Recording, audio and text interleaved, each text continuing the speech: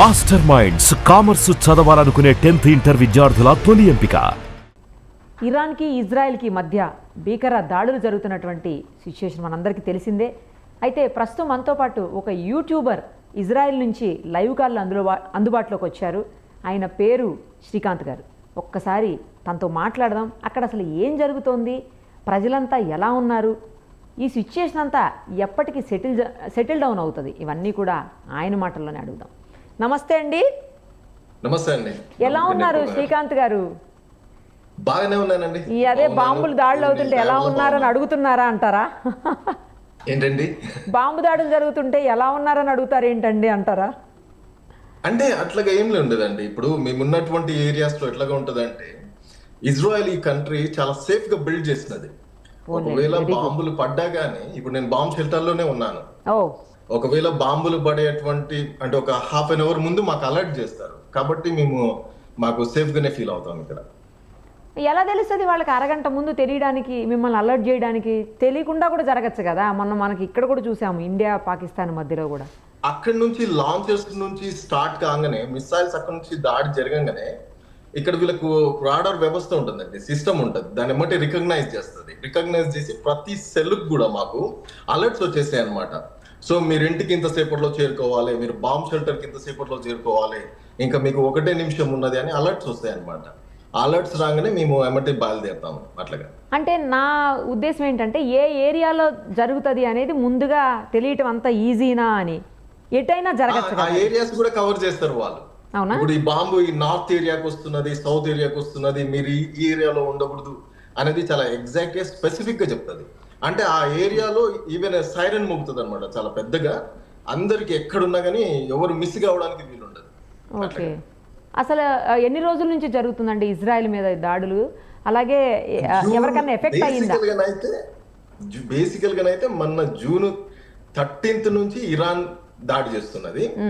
దానికంటే ముందు 630 రోజుల నుంచి అంటే ఇరాన్ గానీ, లేకపోతే లెబనాన్ గానీ, లేకపోతే హమాస్ గానీ, ఈ దేశాలన్నీ దాడులు చేస్తున్నాయి, హుతీస్ వీళ్ళందరూ. ఓకే, అక్కడ ఎంత 630 డేస్ అంటే 630 డేస్ అండి. 630 డేస్ మేము ఈ వార్ లో ఉన్నాం. ఆల్మోస్ట్ 2 years దగ్గర. Almost 2 years. కాదండి, ఇప్పుడు అంటే ఎంత డ్యామేజ్ అయ్యి ఉంటుంది అది? కంట్రీకి కావచ్చు, లేకపోతే పబ్లిక్ ప్రాపర్టీకి, పర్సనల్ ప్రైవేట్ ప్రాపర్టీస్కి ఎంత డ్యామేజ్ అయ్యి ఉంటుంది ఇప్పటి వరకు? This is the beautiful thing about Israel అండి. ఇక్కడ మనం చూస్తున్నట్లయితే ఇన్ని వేల రాకెట్లు, 1 కాదు 2 కాదు, మనము గడిచిన 2 సంవత్సరాల నుంచి కొన్ని వేల రాకెట్లను చూసాము. అయితే ఇజ్రాయెల్ కి బిల్డింగ్స్ కి డ్యామేజ్ అయింది మాత్రము చాలా తక్కువ. అంటే ఒక 30 అట్లా, అంటే 30 బిల్డింగ్స్ ప్రాబబ్లీ డ్యామేజ్ అయి ఉంటాయి, పెద్దవి. కానీ లాస్ట్ అంటే ఇరాన్ నుంచి జరుగుతున్నటువంటి దాడిలో మాత్రము జూన్ 13 నుంచి మనం చూసుకున్నట్లయితే హెవీగా డ్యామేజ్ ఉన్నది. దాదాపు ఒక 200 బిల్డింగ్స్, 200 బిల్డింగ్స్ దాకా డ్యామేజ్ అయినాయి. ఒక 15 మెంబర్స్ అయితే చనిపోయినారు ఇప్పటి వరకు. అంటే వూండెడ్ అయిన వాళ్ళు దాదాపుగా ఒక 300 అబౌవ్ ఉంటారండి. ఒక 300 మెంబర్స్ దాకా దెబ్బలు తాకినాయి, అంటే గాయాలు చనిపోయిన వాళ్ళు ఎంతమంది ఇజ్రాయెల్లో? 15 మెంబర్స్ కన్ఫర్మ్ గా చనిపోయినారు. దాని అంటే ఇంకా సంఖ్య పెరిగే అవకాశం ఉండొచ్చు, ఎందుకంటే కొంతమంది హాస్పిటల్లో కూడా ఉన్నారు. అయితే ఎందుకు ఏమవుతున్నదంటే, ఇది వరకు మనము లెబనాన్ నుంచి చూసాము, హమాస్ నుంచి చూసాము, హుతీస్ నుంచి చూసాము. వాళ్ళు కూడా రాకెట్స్, బాలిస్టిక్ మిసైల్స్ మా పైన యూజ్ చేస్తున్నారు. యూజ్ చేసినా గానీ అంత స్ట్రాంగ్ గా యూజ్ చేయలేదు. ఇక్కడ ఇరాన్ చేస్తున్నది ఏంటంటే హైపర్సోనిక్ వెపన్స్ ఇట్లాంటివి వాడుతున్నారు. అలాంటివి వాడినప్పుడు ఐరన్ డోమ్స్ కొన్ని క్యాచ్ చేయలేకపోతుంది. యాక్చువల్ గా ఏంటంటే ఐరన్ డోమ్ కూడా క్యాచ్ చేస్తున్నదండి. ఇప్పుడు మాకు 100, ఇప్పుడు ఫర్ ఎగ్జాంపుల్ వాళ్ళు ఫస్ట్ డే ఒక 200 మిసైల్స్ పంపించినారు, సెకండ్ డే 100 పంపించినారు, దాని తర్వాత 75. దీంట్లో ఏమవుతున్నదంటే 97% వీటిని ఆపేస్తున్నది, ఒక 3% మిస్ అవుతున్నది. Iron dome 97% ఆపుతున్నదండి. ఒక 3% దాన్ని ఆపలేకుండా మిస్ అయినప్పుడు ఏమవుతున్నది అంటే బిల్డింగ్స్ మీద పడుతున్నది. అంటే వాళ్ళు ఎగ్జాక్ట్ గా సివిలియన్ ఏరియాస్ ను మాత్రమే టార్గెట్ చేస్తున్నారు. సివిలియన్స్ ఎక్కడైతే సివిలియన్స్ ఉన్నారో, ఇందాక ఈ రోజు మార్నింగ్ బెర్షవాలో ఒక హాస్పిటల్ మీద టార్గెట్ చేస్తున్నారు. హాస్పిటల్ అని లేదు, లేకపోతే స్కూల్లో చిన్నపిల్లల స్కూల్ అని లేదు, ఎక్కడ పడితే అక్కడ టార్గెట్ చేస్తున్నారు. అట్లాగా మాకు డ్యామేజ్ అవుతున్నదండి ఇప్పుడు ప్రస్తుతానికి. ఓకే, ప్రజెంట్ సిచ్యుయేషన్ ఏంటంటే అసలు ఇప్పుడు అక్కడ ఎలా ఉంది, ఇజ్రాయిల్లో ఎలా ఉంది, ప్రజెంట్ ఎలా ఉన్నారు మీరు అందరూను? టెన్షన్ గానే ఉంటది, వార్ కదా. సో వారు ఏంటంటే ఇట్లాంటిది ఇజ్రాయెల్ కి కొంచెం డిఫికల్ట్ గానే ఉన్నది. మేము ఇది వరకు చూసిన దానికంటే ఇప్పుడు చూస్తున్న దానికంటే కొంచెం డిఫికల్ట్ గానే ఉన్నది. ఎందుకంటే వాళ్ళు వాడుతున్నటువంటి మిసైల్ సైజ్ అంటే బాలిస్టిక్ మిసైల్స్ అవి చాలా స్ట్రాంగ్ గా ఉన్నాయి కాబట్టి ఎక్స్ప్లోజన్స్ కూడా చాలా హెవీగా ఉంటున్నాయి అట్లాగండి. ఓకే, ఇప్పుడు వార్లో యూస్ చేసేటువంటి ఎక్విప్మెంట్ ఇరాన్ కావచ్చు, లెబనాన్ కావచ్చు, హమాస్ కావచ్చు, వాళ్ళ దేశాలకి ఇజ్రాయెల్కి ఎవరి దగ్గర ఎక్కువ లేటెస్ట్ ఎక్విప్మెంట్ ఉంది, ఎవరి దగ్గర ఎక్కువ టెక్నాలజీ ఉంది? అఫ్కోర్స్ ఇజ్రాయెల్ అండి. ఇజ్రాయెల్ దగ్గర ఉన్నటువంటి ఎక్విప్మెంట్ కానీ టెక్నాలజీ కానీ ప్రపంచంలో ఎక్కడికి లేదు. అంటే ఈ రోజు ఇరాన్ లో అంటే ఇట్లా బాంబ్ షెల్టర్స్ కానీ ఇంతగా అడ్వాన్స్డ్ ఉండదు. మేము వీళ్ళందరికంటే యుద్ధంలో ఒక 40 years అబౌవ్ అంటే ఫార్వర్డ్ అడ్వాన్స్ ఉన్నారు. ఇప్పుడు ప్రపంచ దేశాల్లో అందరితో మనం పోల్చుకుంటే ఇజ్రాయెల్ ఒక 40 years అహెడ్ ఉంటది అనమాట. అంత టెక్నాలజీ ఉండి కూడా మీరు నిరుపమ గారు మనం కూడా యుద్ధం చేశాము అంటే మనం ఒక వారం రోజులు యుద్ధం చేయగానే డిఫరెంట్ గా అనిపించింది కాశ్మీర్ సైడ్ లో. ఎందుకంటే మనకు బాంబ్ షెల్టర్స్ ఇలాంటి వ్యవస్థ లేదు మనం. కానీ ఇక్కడ ఏంటంటే ఈ దేశము పుట్టి పెరుగుతున్నదే యుద్ధాల్లో. సో యుద్ధం ఎలాగ చేయాలో తెలుసు కాబట్టి వీళ్ళు చాలా ముందుగా ఆలోచించి వీటన్నింటినీ రెడీ చేస్తున్నారు అనమాట. Okay okay. సో ఎంతకాలం ఇలా ఉండాలో ఎంతకాలం ఉంటుందో తెలియదు. ఎందుకంటే ఎవరు కూడా కల్పించుకోవట్లేదా మిగతా దేశాలు ఏవి శాంతి చర్చలు జరిపేదానికి కానీ యుఎన్ఓ కానీ ఎవరు కూడా ముందుకొచ్చి ఏమి హెల్ప్ చేయట్లేదా అండి ఈ దేశానికి? ఒకటండి ఇక్కడ మనము చూడాల్సినటువంటిది ఏంటంటే వెస్ట్ కూడా అర్థం చేసుకుంటున్నది ఏంటంటే ఇజ్రాయెల్ చేస్తున్నటువంటి యుద్ధము ఇజ్రాయెల్ కోసం చేయట్లేదు. బేసికల్ గా ప్రపంచంలో ఉన్నటువంటి తీవ్రవాదం పైన తీవ్రవాద సంస్థల పైన ఇజ్రాయెల్ పోరాడుతుంది. కరెక్ట్. అయితే దీనికి ఎవరు హెడ్, ఎవరికి సపోర్ట్ చేస్తున్నారు, ఎవరు సపోర్ట్ చేస్తున్నారు, ఇన్ని బిలియన్స్ ఆఫ్ డాలర్స్ ని ఎవరు సపోర్ట్ చేస్తున్నారు అంటే ఇరాన్ సపోర్ట్ చేస్తుంది. అయితే ఇరాన్ లో ఉన్నటువంటి ప్రజలు చాలా బ్యూటిఫుల్ పీపుల్.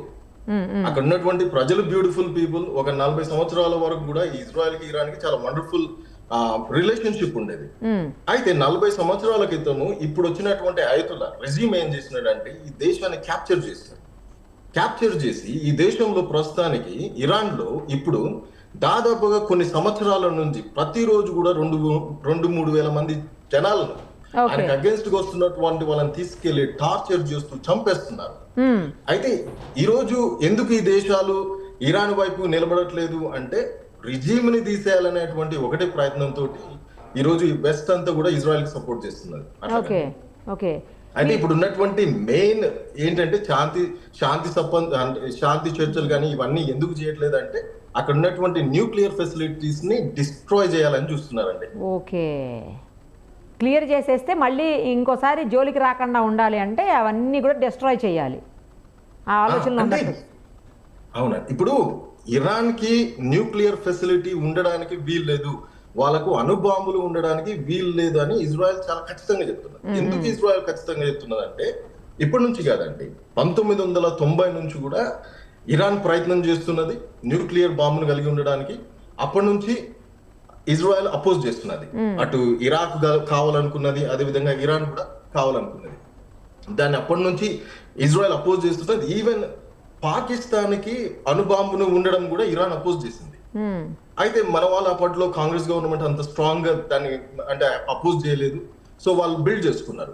అయితే ఇరాన్ కు ఇప్పుడు మేము అడ్డుకుంటున్నాము, ఇరాక్ కు పూర్తిగా అడ్డుకున్నాం. ఒకవేళ ప్రాబ్లం ఏంటి, ఇరాన్ కు ఒకవేళ అణుబాంబు ఉంటే ప్రాబ్లం ఏంటంటే ఇరాన్ సుప్రీం లీడర్ ప్రతిరోజు వాళ్ళు అనేది ఏంటంటే మేము ప్రపంచ పటంలో నుంచి ఇజ్రాయెల్ ని లేకుండా చేస్తాము, ఇదే మాకున్నటువంటి కళ, మేము దాని కొరకే బ్రతుకుతున్నాము అని వాడు చేసుకుని ప్రతిరోజు చెప్తున్నాడండి.